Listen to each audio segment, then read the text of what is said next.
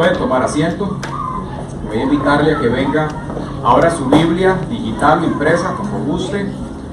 En el libro de los jueces, vamos a venir al capítulo 6 del libro de los jueces. Hemos estado, para los que nos visitan, trabajando en este libro desde que comenzó el año. Y el libro de los jueces es un libro bien especial. Es un libro que nos enseña muchas cosas, como todo en la Biblia. Pero así como cada libro de la palabra de Dios tiene una verdad especial que transmitir dentro de un marco general, este libro tiene una verdad particular que nos transmite. Y durante el desarrollo de este libro nos hemos dado cuenta que una de las principales razones por las cuales Dios quiere que nosotros aprendamos de Él es que a través de este libro Dios nos enseña cómo Él trae la libertad para sus hijos. ¿Habrá alguien aquí con interés de saber qué es la libertad de los hijos de Dios? A veces suena como bonito, pero no sabemos cómo poner el dedo exactamente. ¿Qué es la libertad de los hijos de Dios? ¿Qué es la libertad en Cristo? ¿Qué fue lo que Cristo hizo en ese madero? Y lo que el Señor se planteó resolver para nosotros. Creo que hay un problema con la parte inalámbrica, Damián. Lo que el Señor se planteó resolver para... Cuando digo nosotros, me refiero a la humanidad. ¿Sabe usted qué es? Un problema. Y ese problema tiene un nombre de 6 letras. ¿Sabe usted cuál es? P-E-C-A-D-O. Pecado. El problema más importante que nosotros teníamos como seres humanos se resume en esas 6 letras. En el castellano, ¿cierto? El pecado. Él se planteó resolver eso.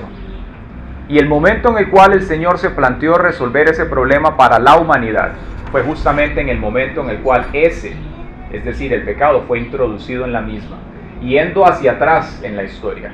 Al momento en el cual la tierra fue poblada, cuando Dios colocó a aquella pareja en aquel estado pristino de la creación, Adán y Eva. Recordemos que todo estaba bien. Ellos fueron establecidos por Dios allí con un propósito. Y dice la palabra que la serpiente, de una manera muy astuta, logró seducir a Eva. Y cuando esto aconteció, el asunto no quedó ahí, sino que ella también de alguna manera indujo a su esposo. Y cuando el pecado fue introducido en la humanidad, es donde las cosas comenzaron a ponerse complicadas.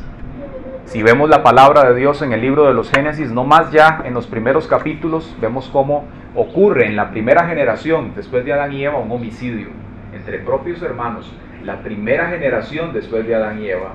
Y vemos como si fuese un tobogán moral, por llamarlo de alguna manera. Desde que el pecado ingresa, la humanidad comienza a deteriorarse, ¿cierto? A tal punto que Dios entonces se plantea en un momento el arrasar con toda la humanidad. Pero dice que cuando Él pasa el escáner por el planeta Tierra, Él encuentra una familia, encuentra un hombre, que era un hombre que se esforzaba por agradar a Dios, un hombre justo. Y ese hombre era Noé. Y entonces Dios decide sí acabar con el 99% de la humanidad. Y Él envía un diluvio. Y después de ese diluvio, la tierra comienza a ser poblada nuevamente a través de la familia de Noé. Pero vemos que ese pecado, así como ingresó a través de Adán y Eva y vino en el ADN, ya después en la humanidad, comienza a tener circunstancias residuales en todo el género humano. Y continúa ese problema. Y Dios se propone resolverlo. Por una razón. ¿Sabe usted qué es lo que hace el pecado en el ser humano? Establece una división entre Dios y nosotros. No podemos acercarnos a Él por cuanto hay pecado. Y Dios sabía que eso iba a pasar. Y cuando Adán y Eva cometen este gran error, ahí nomás, dice la Biblia que Dios los saca del huerto del Edén, pone un ángel, dice, con una espada de fuego para que no pudieran ingresar más a ese lugar, y ellos quedan afuera. Pero antes de ellos salir y ser puestos en esa tierra a donde iban a ser enviados, dice que Dios les hace a ellos unas pieles. Y esas pieles que Dios les hace, obviamente, para que Él las construyera y las diseñara, tuvo que haber un sacrificio, ¿cierto? Las pieles se hacen de un animal. Entonces, esto nos deja ver a nosotros cómo desde el Génesis ya el sacrificio, repita conmigo, sacrificio, es un elemento que tiene una importancia simbólica muy grande en la palabra de Dios. Tanto así que ese mismo elemento, sacrificio, lo vamos a ver durante todo el Antiguo Testamento. Y el mensaje de la Biblia es consistente. Dios establece un sistema sacrificial a través de Aarón, todo el sistema del sacrificio levita, donde tenían que traer un animalito cuando ellos cometían un error una vez al año. Y ese sacrificio hacía las veces de ellos, es decir, en el momento que ellos sacrificaban ese cordero o que ellos sacrificaban esa paloma, en ese momento, entonces venía el perdón de pecados para esa familia, para ese clan o para la nación general, cuando era el gran día del perdón, que le llaman el Yom Kippur en la palabra. Pero aún en ese momento, en el Antiguo Testamento, eso apuntaba a algo imperfecto. ¿A qué me refiero? Era algo que tenían que hacer constantemente. Cada vez que la nación fallaba, porque fallaban, somos humanos, entonces tenían que recurrir a través de este sistema sacrificial. Y eso apuntaba a una realidad mayor, a un cordero perfecto, uno que iba a ser ejecutado en un momento y de una sola vez por toda la humanidad, por usted y por mí. Y el nombre de ese cordero perfecto es Jesucristo. Amén. Pero ese mismo elemento, sacrificio, lo vemos presente en la Biblia. ¿Sabe usted cuál es el mensaje que tiene la Biblia? El mensaje de la Biblia es uno, y lo vemos en la Biblia, lo vemos plasmado a todo lo largo de la Biblia. Es el perdón de Dios. Ese perdón que Él trae al género humano por causa de ese pecado inicial y la forma en la cual ese perdón ha venido a la humanidad ha cambiado a través de las eras.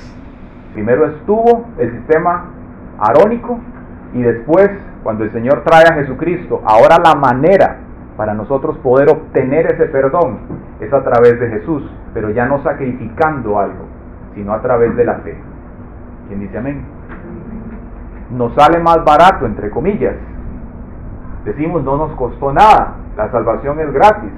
Sí y no, porque aunque para usted y para mí es gratis hoy a través de la fe, se pagó el precio más alto que se ha pagado por algo a través de la vida de Jesús, para que nosotros pudiéramos venir a Él. ¿Quién dice amén? Cuando el Señor trae a Jesucristo a la tierra, entonces aquel tema de la salvación ya no iba a ser algo exclusivo del Antiguo Testamento y más bien de Israel, sino que Él iba a abrir la salvación a la comunidad internacional, a toda gente, a todo pueblo, a toda tribu, a toda nación. El que creyera en el nombre del Señor será salvo, dice la Biblia. Y la salvación de Dios, tenemos que plantearnos una pregunta, es ¿de qué nos salva Dios? Porque es totalmente válida. Yo no sé si alguien que esté aquí tal vez es la primera vez que escucha el Evangelio, pero uno se pregunta, ¿de qué me está salvando? ¿Qué es? Que viene el cuco, ¿verdad? ¿De qué me está salvando Dios? ¿Qué es importante y tan valioso que yo recibo a través de la fe? La salvación de Dios viene en dos niveles. Uno es eternidad y otro es aquí en la tierra. Y muchas veces lo pensamos primeramente en función de la eternidad. ¿Y a qué nos referimos cuando hablamos de eternidad?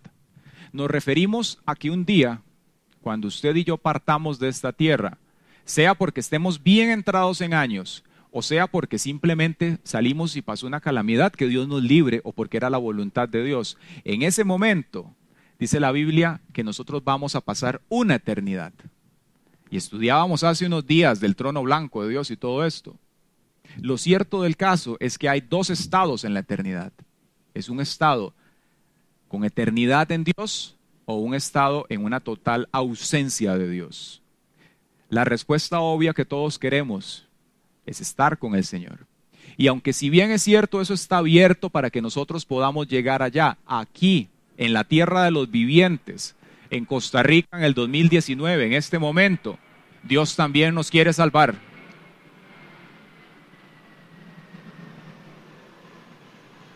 Amén. Las pausas no es porque estoy meditando, es por el avión, ¿verdad? Decíamos antes. Dios nos salva aquí en el presente, y aquello de lo cual Dios nos salva aquí en esta tierra es de nosotros mismos. de esa infección que el pecado causó. Porque cuando el pecado vino al planeta Tierra a través de Adán y Eva, tiene un efecto progresivo, un efecto degenerativo, y cuando nosotros no lo conocemos, estamos a una total expensa de lo que eso pueda causar en nosotros. La Biblia enseña que el ser humano tiene dos naturalezas, una naturaleza espiritual y una naturaleza natural. Y cada una de ellas se va a fortalecer en la medida en la cual usted le alimente. Es decir, si usted alimenta su naturaleza espiritual, ella va a fortalecerse y usted se va a orientar o se va a inclinar más hacia las cosas espirituales. Si usted alimenta su naturaleza humana, caída, entonces esa naturaleza cada vez va a buscar más las cosas de esta tierra, lo que agrada a los ojos, lo que al hombre le seduce, las debilidades, va a poner los ojos en lo material, se va a enfocar en todo lo que se queda aquí cuando nos muramos. Amén.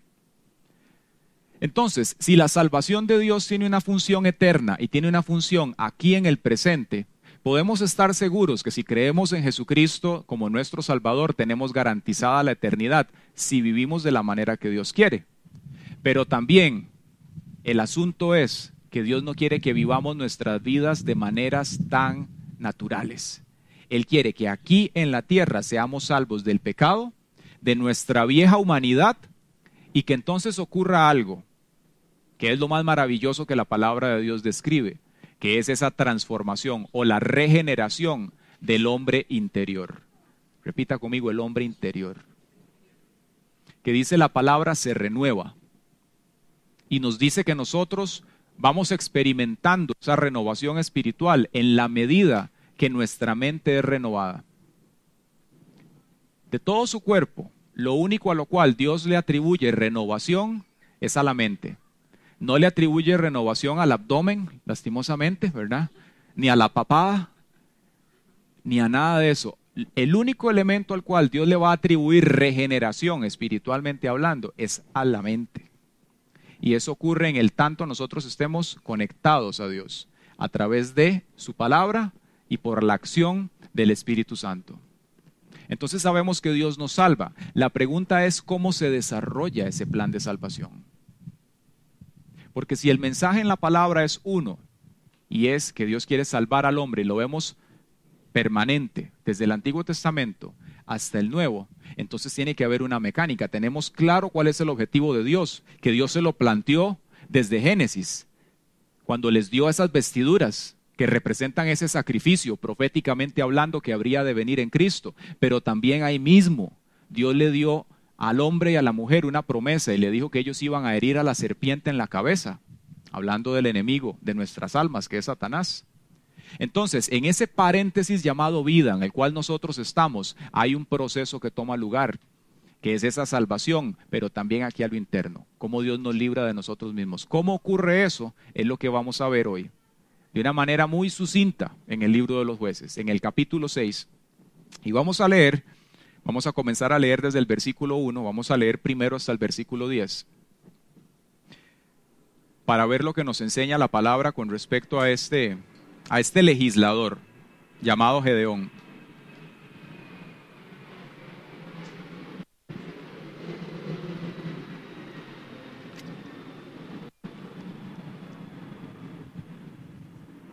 Jueces capítulo 6, versículo 1, dice de la siguiente manera: los israelitas hicieron lo malo a los ojos del Señor.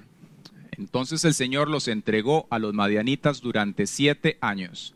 Los madianitas eran tan crueles que los israelitas hicieron escondites en los montes, en las cuevas y en los lugares fortificados. Cada vez que los israelitas sembraban sus cultivos, venían saqueadores de Madián, de Amalec y del pueblo del oriente, y atacaban a Israel. Acampaban en territorio israelita y destruían las cosechas hasta la región de Gaza. Se llevaban todas las ovejas, las cabras, el ganado y los burros, y dejaban a los israelitas sin qué comer.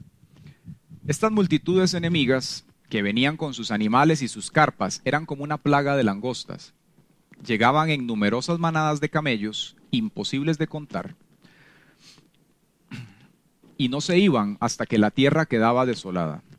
Así que Israel se moría de hambre en manos de los madianitas. Entonces los israelitas clamaron al Señor por ayuda. Cuando clamaron al Señor a causa de Madián, el Señor les envió un profeta, quien dijo al pueblo de Israel: esto dice el Señor, Dios de Israel: yo te saqué de la esclavitud de Egipto, te rescaté de los egipcios y de todos los que te oprimían. Expulsé a tus enemigos y te di sus tierras. Te dije: yo soy el Señor tu Dios. No debes rendir culto a los dioses de los amorreos, en cuya tierra ahora vives. Pero no me hiciste caso. Muy bien. Vemos hasta acá un relato que, para los que han estado visitándonos, oyendo, son miembros de la iglesia, ya les resuena un poco y les parece un poco, tal vez vamos a llamarle repetitivo. Y es que justamente eso es el estado en el cual se encontraba Israel en ese momento. Pausa.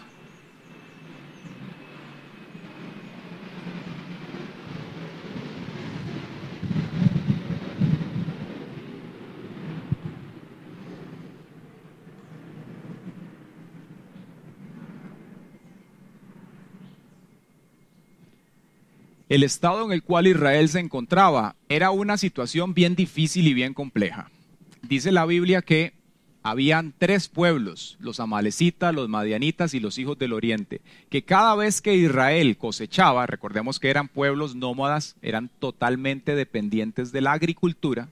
No era como usted y yo, que hoy vamos al automercado o a la feria y todo estaba de una vez listo. Ellos tenían que cosechar, ellos dependían en gran medida de su obediencia a Dios, para que le viniera la lluvia temprana, la lluvia tardía, y que la tierra estuviera en el mejor estado de cultivo. Ellos eran totalmente dependientes. Cuando era el tiempo de la cosecha, dice que estos 3 pueblos bajaban, habían formado una confederación y los atacaban. A tal punto que dice que los israelitas ya no habitaban la tierra normalmente, como era el plan de Dios original. Ya ahora ellos tenían que esconderse en cuevas. Habían llegado a una posición bien difícil. Pero si vemos y recordamos lo que estábamos hablando al inicio de la charla, podemos recordar que dice la Biblia y nos enseña a lo largo y ancho que Dios tiene un plan. ¿Qué estaban haciendo los hijos de Israel ahí? Es más, ¿por qué estaban los hijos de Israel en Canaán? Dios sacó al pueblo de Israel de un lugar, y ese lugar, del cual muchas veces hemos escuchado hablar, que se llama Egipto, tiene un simbolismo para nosotros hoy de esta cara del madero.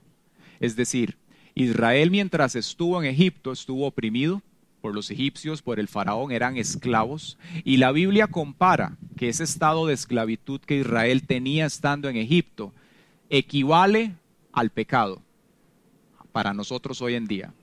Es decir, de la misma manera en la cual el pecado para nosotros puede esclavizarnos, puede llevarnos a una posición en la cual somos esclavos del pecado, así igual estaba Israel en ese momento bajo la mano de sus opresores en Egipto.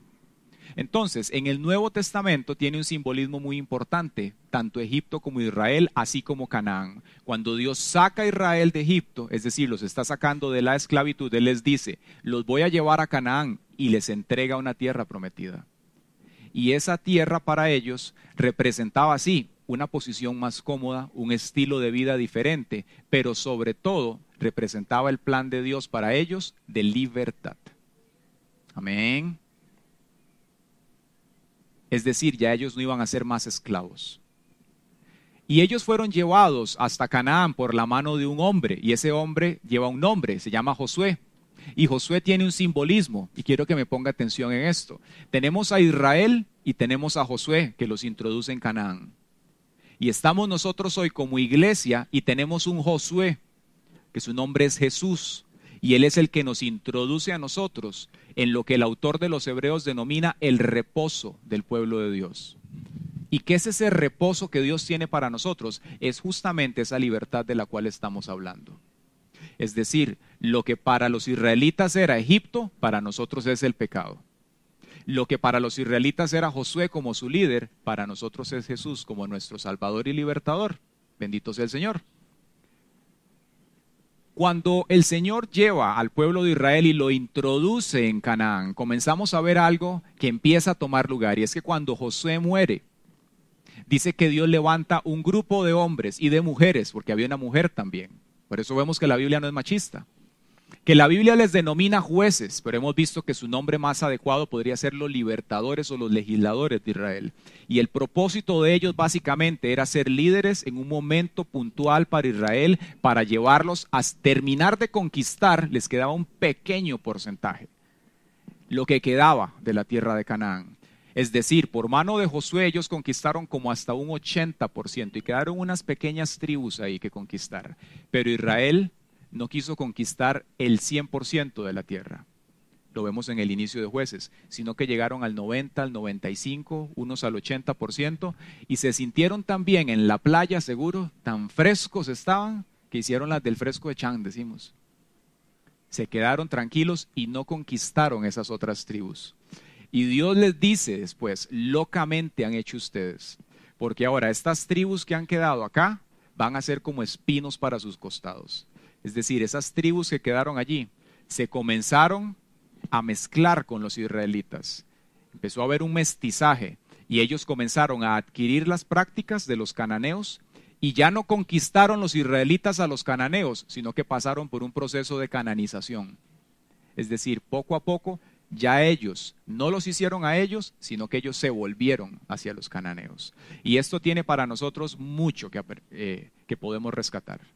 Porque de la misma manera en la cual nosotros como hijos de Dios tenemos que saber abstenernos de lo que podría representar un riesgo para nosotros como hijos de Dios, así también los israelitas tenían que haberlo hecho. Ellos se siguieron mezclando con el mundo, adquirieron sus costumbres y dijeron, no, un traguillo no hace malo, 2, 3, 4, ya después ni distinguían. No hace malo mezclarnos en esto. Comenzaron a comprometer lo que no tenían que haber comprometido. Y vemos cómo esto para nosotros tiene una gran enseñanza. Pero más allá del fallo de los israelitas, lo que nos deja ver el libro de los Jueces es la gran misericordia y la gracia de Dios. Porque aunque Israel estaba fallando y estaba metiendo la pata bien adentro, Dios en su amor, cada vez que ellos clamaban y clamaban de la forma incorrecta, ya vamos a ver por qué, Dios respondía y los ayudaba. ¿Alguien aquí ha visto alguna vez un Dios que cuando uno se equivoca se mantiene fiel? ¿Hola? Ninguno.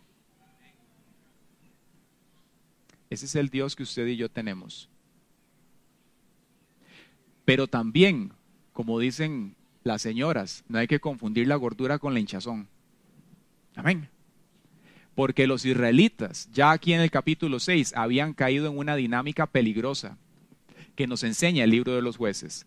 El libro de los Jueces tiene algo muy interesante y es que es el único libro de la Biblia que tiene 2 introducciones y 2 conclusiones. Y en el medio de esas dos, o de esos 2 intros y esas 2 conclusiones, usted se va a topar algo que se le denomina la sección de los ciclos. Y son 7 ciclos muy bien marcados, en los cuales vamos a ver estos jueces, estos legisladores, y cómo desde el primero hasta el último, cada vez que Israel caía, entraba en función un proceso degenerativo. Y Dios intervenía para librarlos cada vez que ellos pecaban y los llevaba a su estado original. Pero eso solo pasó en los primeros 2 ciclos. Ya después, conforme Israel siguió fallando, iban perdiendo terreno y terreno y terreno hasta que llegó el punto del ciclo número 4 en el cual estamos hoy con Gedeón, en el cual ya Israel había pasado de tener una tierra a más bien ahora vivir en cuevas. Vean qué serio.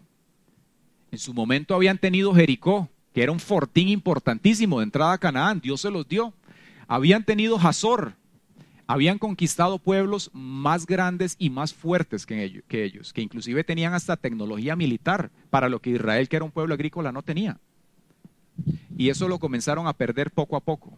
A este punto ya Israel no tenía propiedad de nada, más bien venían los madianitas, los amalecitas, los hijos del oriente, y cuando venía la cosecha arrasaban con todo.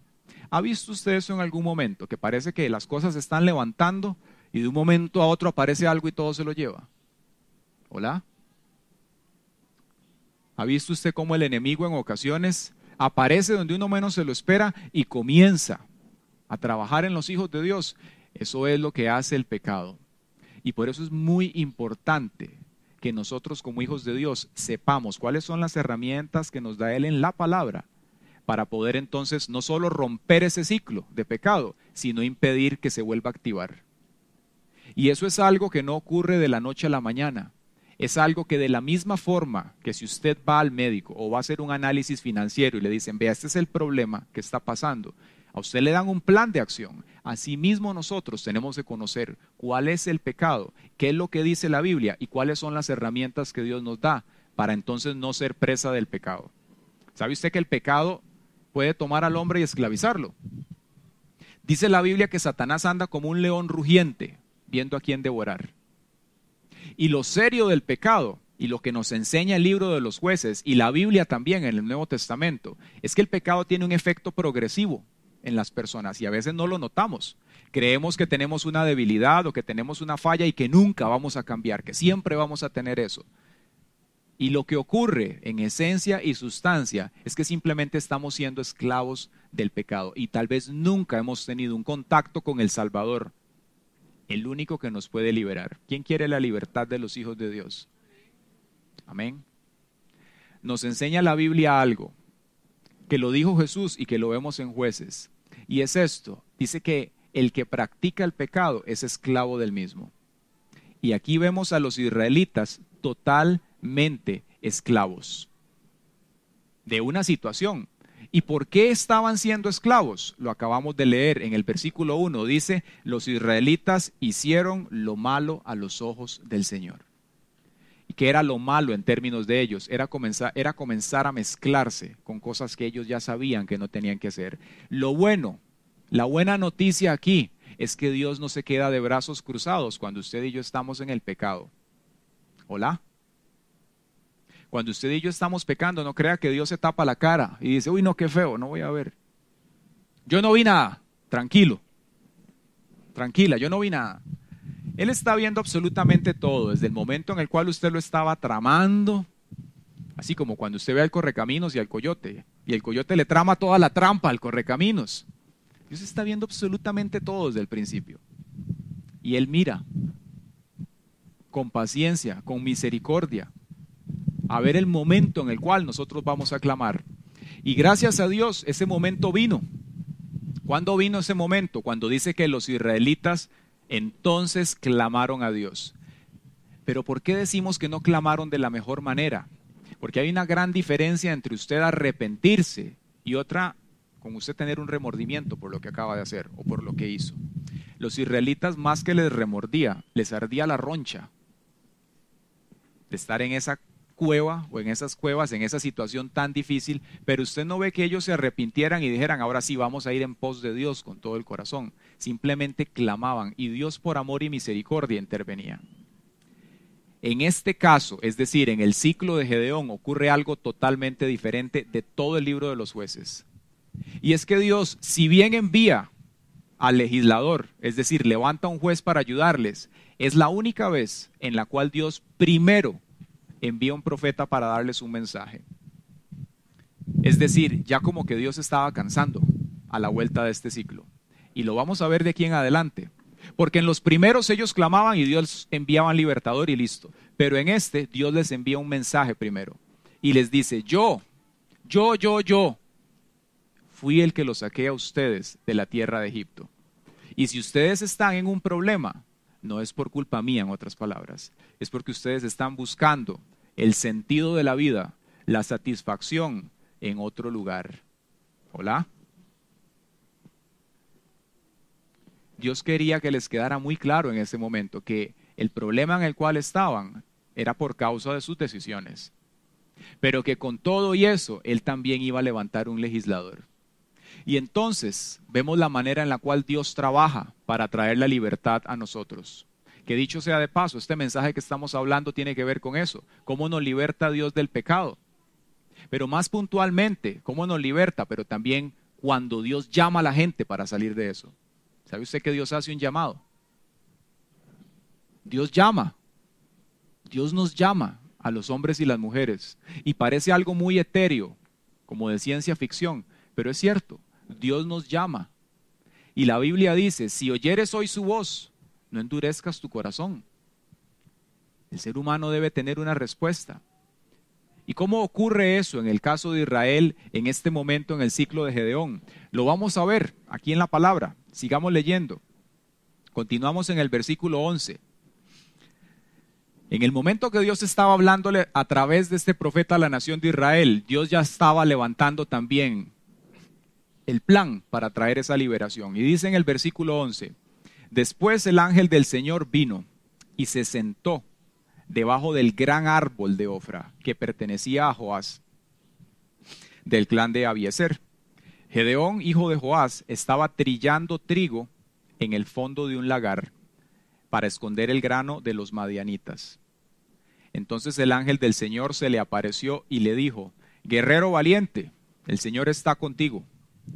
Señor, respondió Gedeón, si el Señor está con nosotros, ¿por qué nos sucede todo esto? ¿Y dónde están todos los milagros que nos contaron nuestros antepasados?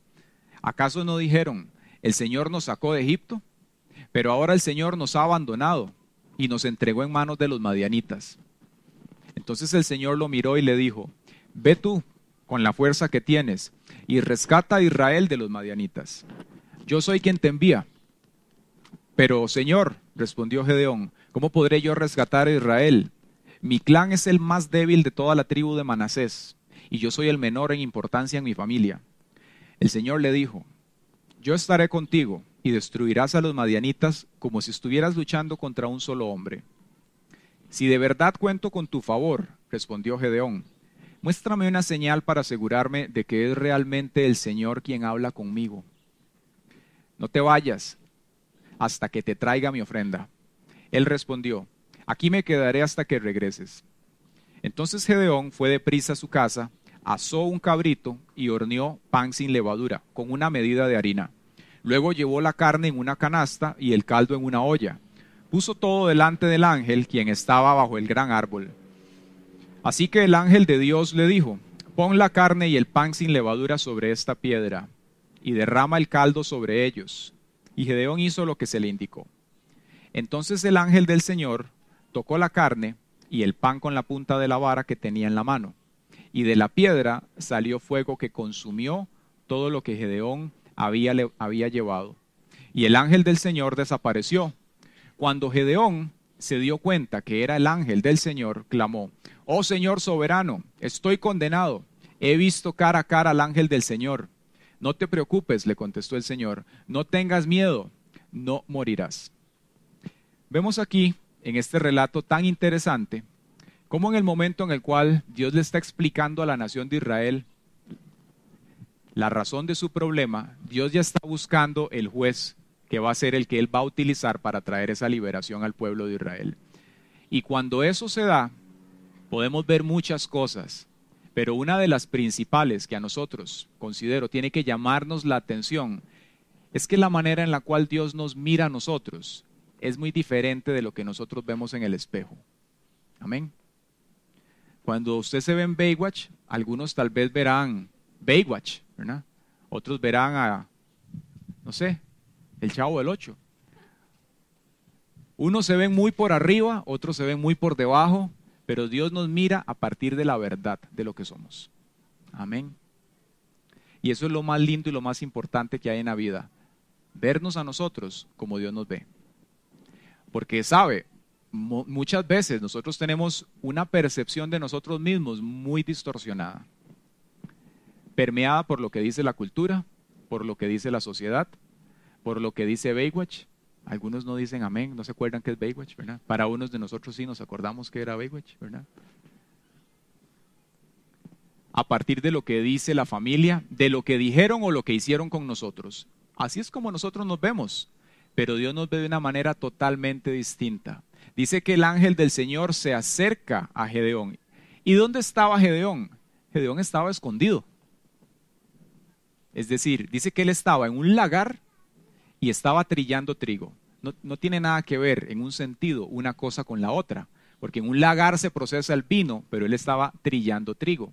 Era un hombre muy astuto, porque él obviamente se imaginaba que probablemente los madianitas jamás iban a buscar trigo en un lagar, porque los dos crecen en tiempos muy diferentes. Entonces él estaba muy astutamente escondido en un lagar, pero simbólicamente hablando tiene mucho que decir. Porque el lagar tiene que ver con el vino, tiene que ver con la sangre, y el trigo tiene que ver con la palabra. Y vamos a ver que inclusive estos dos elementos, la otra, o de hoy en 15, los que van a la iglesia, los que nos visitan, no van otra vez. Estos elementos están tanto ahí como en el momento en el cual Él trae la victoria, Dios a través de Él, sobre los madianitas. Tanto el lagar, como el trigo, como una roca, de manera presente. Gedeón, entonces, está escondido, tiene miedo, pero el Señor se acerca y le dice, varón esforzado y valiente. Y seguramente Gedeón se quedó buscando, ¿verdad?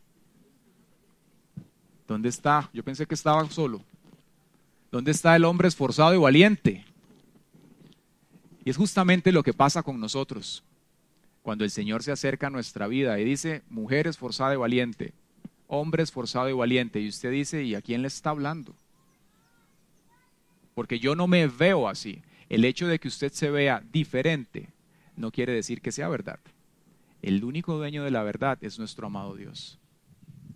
Y no hay cosa más linda que aprender a conocer esa verdad y cómo Dios nos ve en un caminar con Él. Porque a veces buscamos, como decíamos antes, el sentido de la vida en el lugar menos adecuado.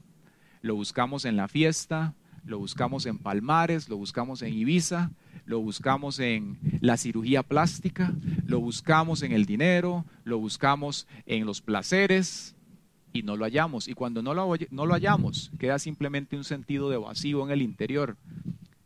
Y entonces eso se traduce más o menos así. ¿Qué carajos tengo que hacer yo en esta tierra? ¿Para qué estoy vivo? ¿Por qué Dios le place que yo tenga vida todavía? ¿Sabe por qué? Porque Él no ha acabado con usted y conmigo. Él tiene un plan. Y ese plan tiene que ver no solamente con esa eternidad que estamos hablando, sino con que usted y yo seamos transformados aquí en la tierra. ¿Quién dice amén? Gedeón pasó a ser parte del problema, a ser parte de la solución. ¿Y sabe por qué? Porque nos damos cuenta de que Gedeón en ese lugar en donde estaba, dice la Biblia, que él era miembro de la tribu más pequeña, es decir, la tribu de Manasés, y era el menos importante de su familia. Es decir, Gedeón era de las familias más pobres y era la persona menos importante dentro de su clan. Y a Dios se le ocurre poner los ojos en este hombre para traer la libertad. ¿Sabe? Cuando Dios quiere traer la libertad de una familia, Él no le importa a quién va a usar. Y a nosotros tampoco tiene que importarnos qué tan grandes o qué tan pequeños seamos. Cuando Dios pone los ojos en alguien, Él puso los ojos en alguien. Y eso tiene a nosotros que llevarnos a creer en las promesas que Dios ha hecho en nosotros. Aunque usted tal vez se sienta, como decimos, 0 grados, 10 grados bajo perro.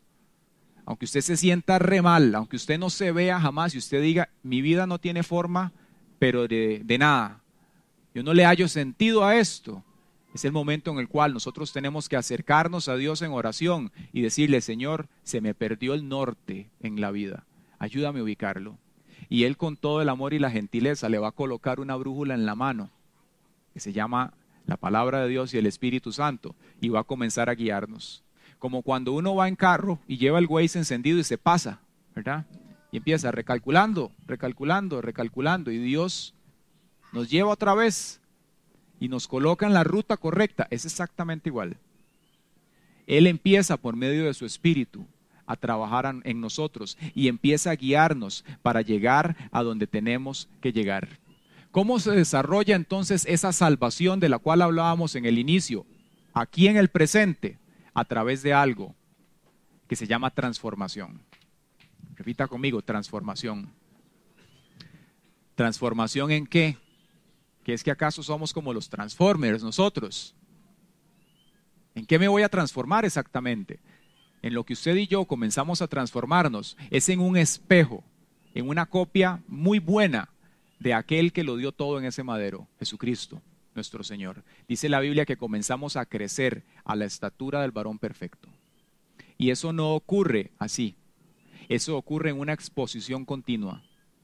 Eso ocurre cuando usted y yo de mañana, de tarde, de noche, nos acercamos al Señor y le decimos, aquí está mi vida, Dios. Como dice la palabra que lo hacía David, 7 veces al día te alabo. Tal vez 7 veces no lo vamos a hacer de entrada, qué calidad de adoración la que presentaba David, pero podemos hacerlo mínimo 2 veces. Cuando Dios le permite a usted abrir los ojos en la mañana y cuando le permite cerrarlos nuevamente. Al mediodía, cuando llegamos a ese mediodía, decimos gracias Dios porque no he sido presa del pecado, porque me mantienes con vida, porque me ayudas a caminar de la manera que tengo que caminar. Cuando esa relación, porque es justamente eso, esa relación comienza a tomar lugar en nosotros, esa transformación también ocurre. Porque nadie puede ser transformado si no tiene un acercamiento con el Señor. Amén. ¿Cuál relación? Yo le pregunto a las parejas que hay aquí, ¿cuál relación se mantiene sin contacto? ¿Cuál relación se sostiene si no hay un intercambio? Si no hay comunicación, si no hay diálogo, para conocer lo que uno piensa, para saber cuáles son las expectativas de vida del otro, cuáles son los planes, las metas en conjunto. Es exactamente igual con el Señor. Por esa causa es que la transformación en nuestras vidas ocurre, porque cuando hablamos con Él, a través de nuestro tiempo de oración, a través de la palabra, cuando nos congregamos y escuchamos la palabra del Señor, entonces la opinión de Dios, el criterio de Dios comienza a sincronizarse con el nuestro. Y entonces decimos algo como esto: hágase, Señor, tu perfecta voluntad. Y comenzamos a rendir nuestra humanidad, comenzamos a colocar todos nuestros asuntos delante suyo, y entonces Dios bien los toma y comienza a guiar todo lo que somos. Y no solamente nosotros, Dios mira lo que está alrededor nuestro, su familia, su trabajo, sus asuntos. Dios comienza a involucrarse en nuestras vidas. ¿Quién quiere que el Señor sea parte de su vida? Esto no es algo que solamente le compete a la gente que apenas está conociendo al Señor. Es algo que todos, como hijos de Dios, necesitamos en una dinámica constante, hacerlo un hábito. Que Dios se haga parte de nosotros en todo lo que hacemos.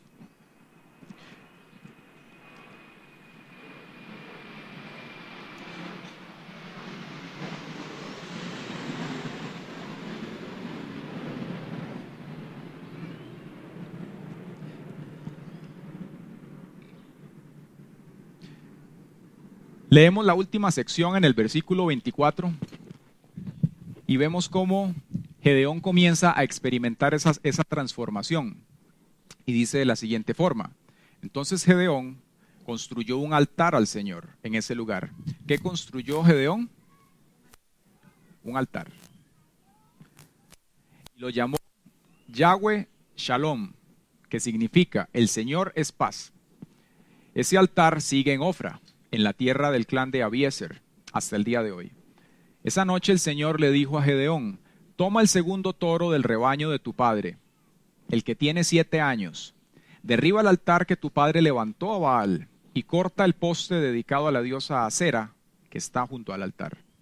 Después construye un altar al Señor tu Dios en el santuario de esa misma cima, colocando cada piedra con cuidado. Sacrifica el toro como ofrenda quemada sobre el altar y usa como leña el poste dedicado a la diosa Acera que cortaste. Entonces Gedeón llevó a 10 de sus criados e hizo lo que el Señor le había ordenado, pero lo hizo de noche, porque les tenía miedo a los demás miembros de la casa de su padre y a la gente de la ciudad. Temprano a la mañana siguiente, mientras los habitantes de la ciudad se despertaban, alguien descubrió que el altar de Baal estaba derribado y que habían cortado el poste dedicado a la diosa Acera que estaba al lado. En su lugar se había construido un nuevo altar, y sobre ese altar estaban los restos del toro que se había sacrificado. Los habitantes se preguntaban unos a otros: ¿quién hizo esto? Y después de preguntar por todas partes y hacer una búsqueda cuidadosa, se enteraron que había sido Gedeón, el hijo de Joás. Saca a tu hijo, le exigieron a Joás los hombres de la ciudad. Tendrá que morir por haber destruido el altar de Baal y haber cortado el poste dedicado a la diosa Acera. Sin embargo, Joás gritó a la turba que lo enfrentaba: ¿por qué defienden a Baal? ¿Acaso abogarán por él? Todo el que defienda su causa será ejecutado antes del amanecer. Si de verdad Baal es un dios, que se defienda él solo y destruya al que derribó el altar. A partir de entonces a Gedeón lo llamaron Jerobaal, que significa que Baal se defienda a sí mismo, porque él destruyó el altar de Baal. Y vemos algo aquí muy interesante, y retomamos varias cosas de lo anterior. Y es que cuando Dios coloca su mirada en Gedeón para que Gedeón sea el legislador que iba a traer esa libertad, no solamente pertenecía al clan más pobre, él era el menos importante, sino que ellos también eran gran parte del problema de la nación. Porque el propio padre de Gedeón dice que tenía un altar, pero no un altar a Dios. Tenía un altar a Baal, y no solo el altar a Baal, tenía el combo completo, agrandado y con papas. Tenía el altar de Acera también, dice el poste de Acera, y era un ídolo que ellos hacían. Y a Dios se le ocurre la genial idea de meter a Gedeón en problemas. El papá tenía el altar a Baal y el poste de Acera, y Dios le dice, vaya, tome el segundo toro de su papá, el de 7 años, es decir, el que ya estaba mejor, sacrifíquelo y haga ahora un altar al Señor ahí en Ofra. Y para Gedeón esto fue un gran problema, tanto que la gente de su clan quería matarlo. Y el papá de él sale en su defensa y le dice, bueno, si es que altar era de Baal, y Baal es Dios, que Baal le entre en bronca a Gedeón. Y lo dejan ahí el asunto, pero vemos que pasó algo a lo interno de Gedeón muy importante, y que tenía que darse antes de que ocurriera todo lo demás. ¿A qué estaba llamando Dios a Gedeón? Dios estaba llamando a Gedeón, y lo vamos a ver de hoy en 15, a una guerra totalmente desproporcionada, contra 3 reinados. Y Gedeón iba a ir en una guerra contra más de 30,000 tipos, solamente con 300 hombres. Eso se va a ver en los capítulos siguientes. Dios estaba preparando el corazón de Gedeón. Y de la misma manera lo hace Dios con nosotros. Antes de que podamos vencer cualquier otra cosa y podamos venir delante del Señor, lo primero que tiene que pasar en nuestro corazón es que se derriben los altares de todo aquello que no es de Dios. ¿Qué era lo que estaba pasando entonces? Era una guerra de altares. Y Gedeón primero tenía que derribar el altar de Baal y el altar de Acera, es decir, tenía que sacar de su corazón lo que no era de Dios para que entonces se pudiera levantar el altar de Dios nuevamente y que Dios le respaldara en la guerra en la cual él iba a ir. Amén. Y lo mismo ocurre con nosotros. ¿Sabe por qué? Porque Dios no comparte su gloria con nadie. Y muchas veces nosotros queremos que Dios nos bendiga. Y tal vez, de la misma manera que Israel, tenemos problemas, tenemos circunstancias y necesitamos la ayuda de Dios. Y Dios quiere ayudarnos. Pero lo primero a lo que Dios nos llama es a que esos altarcillos sean derribados. Y que entonces presentemos delante de él nuestro corazón y le digamos, Señor, tome usted el primer lugar. Habrá algunos para los cuales el primer lugar tal vez sea una pareja, para otros tal vez sea el dinero, para otros el éxito. Hay muchos altares hoy en esta sociedad. E Israel había caído en ese error y Dios se los había advertido. Cuando entraron en Canaán, los deslumbró lo que había en Canaán. Comenzaron a mezclarse con todo eso. Y Dios una vez más, a través de este legislador, trae la libertad para el pueblo de Israel, a través de un hombre totalmente lleno de defectos, como usted y como yo. ¿Y sabe qué nos enseña esto a nosotros? Que Dios quiere traer libertad a nuestras vidas. Sí, amén. Pero para que esa libertad ocurra, tenemos que permitir que Dios ponga el hacha. Repita conmigo, Dios ponga el hacha. Pero así a la raíz. Para que todos esos altares y esos postes sean quitados. ¿Sabe por qué? Porque eso lo único que hace es restarnos vida a nosotros, a nuestras familias. Y cuando nos damos cuenta, el enemigo simplemente le da vuelta a la ecuación y aquello que pensábamos que era lo que nos daba el placer un día, se vuelve nuestro peor enemigo. Y nos esclaviza. Y así es como trabaja el pecado. Así que si usted quiere en esta mañana de pronto consagrar su vida al Señor o pedirle que se levante ese altar, o tal vez usted ya camina con el Señor y todavía tiene ciertas áreas de esclavitud o no ha hallado el propósito y el sentido de la vida, yo le voy a invitar a que en esta mañana oremos al Señor y que presentemos nuestro corazón. Y si usted necesita o quiere en este día que Dios ponga esa hacha y que arrase con todos esos altares y esos postes, entonces Nos pongamos de pie y oremos a Él y le pidamos a Dios que trabaje con nuestro corazón. Le pidamos al Dios Todopoderoso que traiga esa libertad a nuestra vida, que haga lo que tiene que hacer con nosotros. Gracias, Espíritu Santo. Gracias te damos, Señor, por esta mañana. Gracias, Espíritu de Dios. Gracias, Dios. Tal vez usted esté pasando hoy algún problema, alguna situación difícil. Y de pronto, yo no sé si usted le ha pasado, a mí me pasó un montón de veces. A veces uno como que le quiere echar la culpa a Dios de las cosas, ¿verdad? Y si usted es todopoderoso, ¿por qué no interviene o no intervino? Lo mismo le pasó a Gedeón, cuando el Señor le habló y Él le dijo, no es que usted iba a estar con nosotros, que había prometido que iba a acompañarnos, que iba a ir a lo largo del camino. Y Dios de una manera muy gentil le responde a él y a Israel y les dice, yo prometí que iba a estar con ustedes, pero también les dije que no se mezclaran y que no hicieran esto. Y una vez que se abren los ojos a esa realidad, las cosas no acaban ahí, porque Dios quiere verdaderamente ayudarnos en nuestros problemas. Y tiene que venir ese punto en el cual se resume nuestra argumentación, en decirle a Dios, sí, Señor, tú eres más grande y tú sabes mejor que yo cómo son las cosas. Yo hoy de manera humilde quiero pedirte que tomes control de mi vida. Y sabe, Dios lo hace. En el momento en el cual nosotros, con total humildad, reconocemos nuestra falta, y entonces el Señor viene, pone su colirio en nuestros ojos y comienza a mostrarnos verdaderamente cuál es el sentido de la vida. Comienza a guiarnos, ya no solamente para caminar aquí como conviene, sino hacia la eternidad. Y antes de orar quiero leer este pequeño versículo en el libro de los Hebreos, que dice de la siguiente forma: también Cristo fue ofrecido en sacrificio una sola vez para quitar los pecados de muchos, y aparecerá por segunda vez, ya no para cargar con pecado alguno, sino para traer salvación a quienes lo esperan.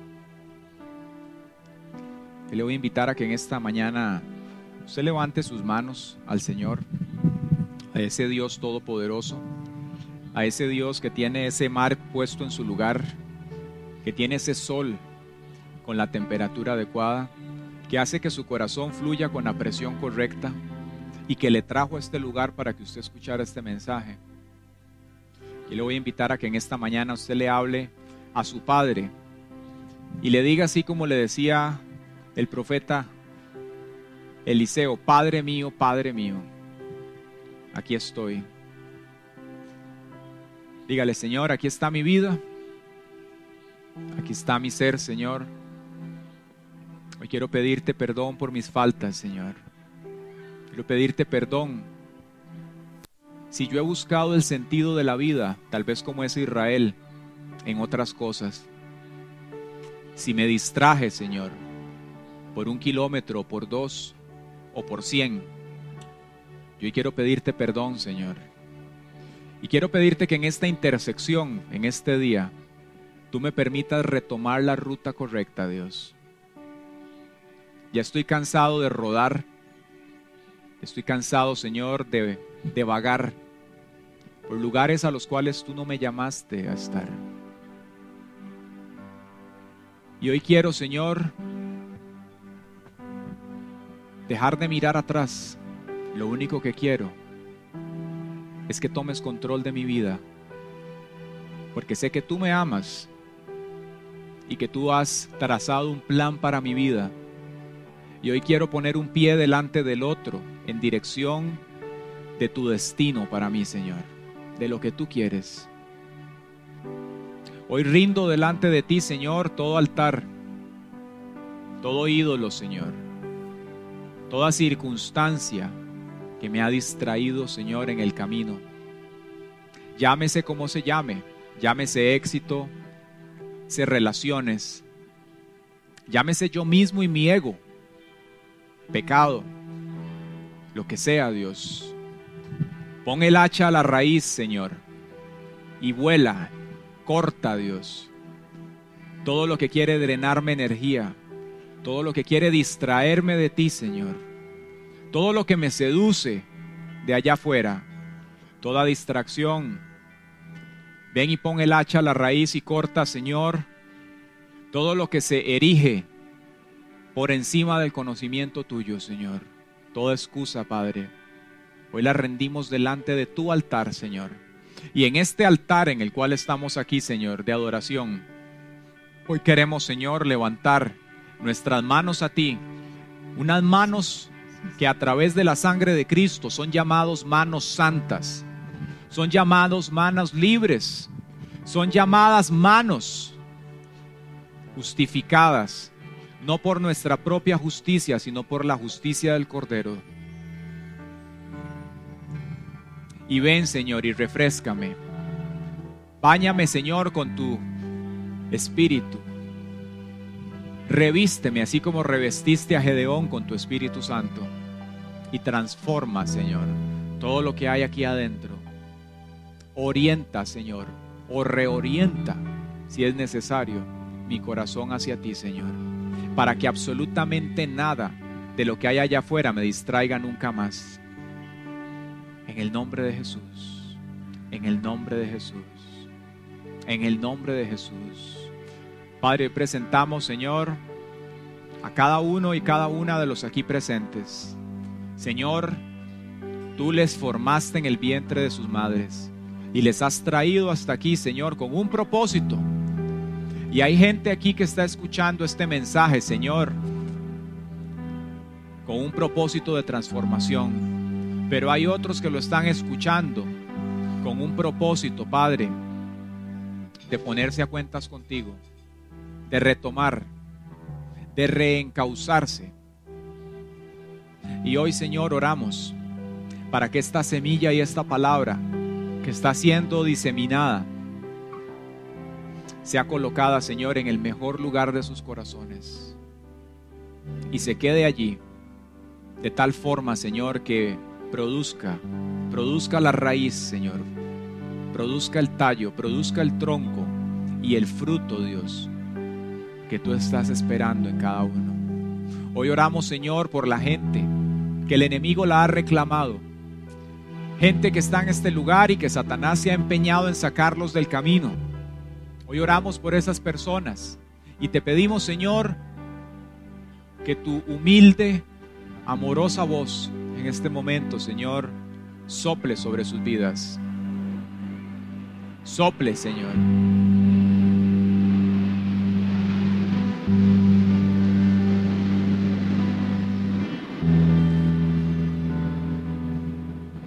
Sopla, Señor, trayendo ánimo, trayendo fortaleza, trayendo vigor, trayendo esperanza, Señor, trayendo determinación para dar el paso por ti, Señor, de la misma manera que lo hizo Gedeón, un paso decisivo de derribar, Señor, de derribar todo aquello, de dejar atrás, Padre,